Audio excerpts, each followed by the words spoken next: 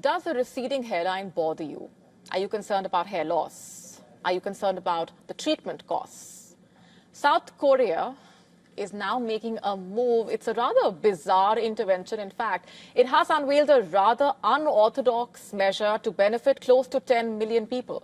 The South Korean president has announced that hair loss treatments are soon likely to be covered under the country's national health insurance scheme.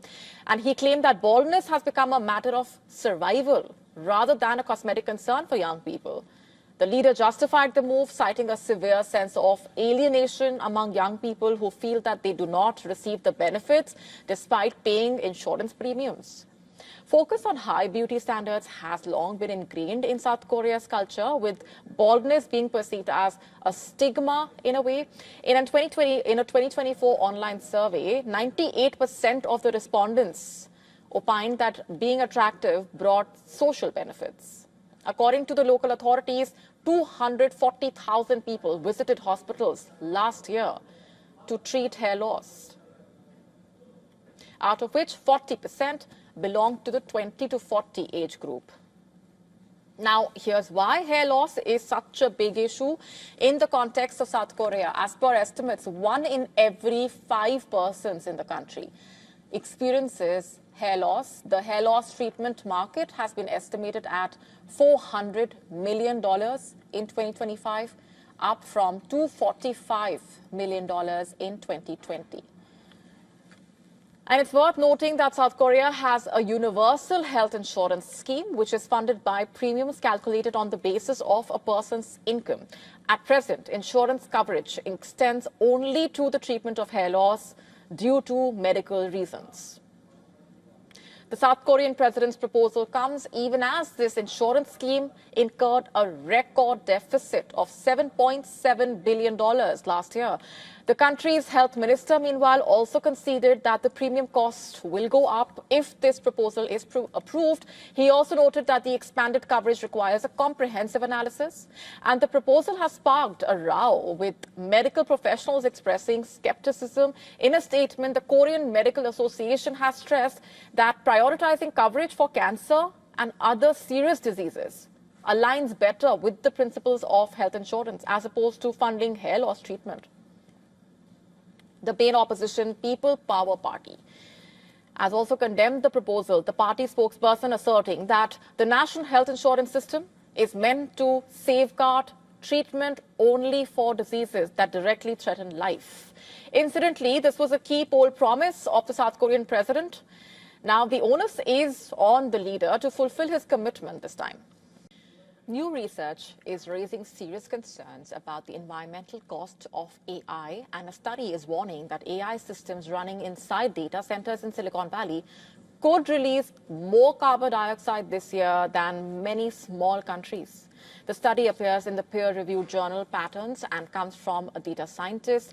In fact, a research estimating that electricity used by AI could produce between 33 million and 80 million metric tons of carbon emissions. At the high end, that figure is higher than last year's emissions from Chile, Romania, even New York City. The study also flags major uncertainty, the scientists saying AI companies do not share enough data, making precise estimates difficult. The research also looks beyond carbon, in fact. It estimates AI's water use in 2025 standing at between 312 billion and 767 billion liters. That number could exceed the 46 billion liters of bottled water consumed globally each year. And the author says water data is even harder to track because companies keep details secret. He further warns that AI power demand is nearing the level of a country like the UK, but the real environmental impact remains unclear without transparency. AI's growth has pushed massive expansion of data centers.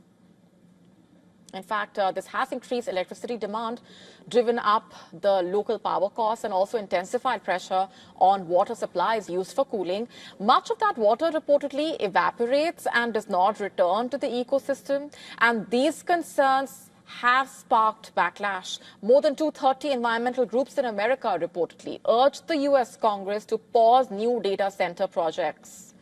The study builds on earlier findings showing AI electricity demand rising from 9.4 gigawatts in late 2024 to a possible 23 gigawatts by the end of 2025. The author cautions that pollution levels vary widely and public data remains limited. A British baker has found himself in the middle of a full-blown social media controversy after his blunt comments about Mexican bread touched a nerve, sparking outrage, memes, a broader debate about culture, identity. Let's tell you more about this. Richard Hart, a well-known figure in the international baking world and co-founder of Mexico City's bakery, is now apologizing for remarks that he made in a food podcast that recently resurfaced online.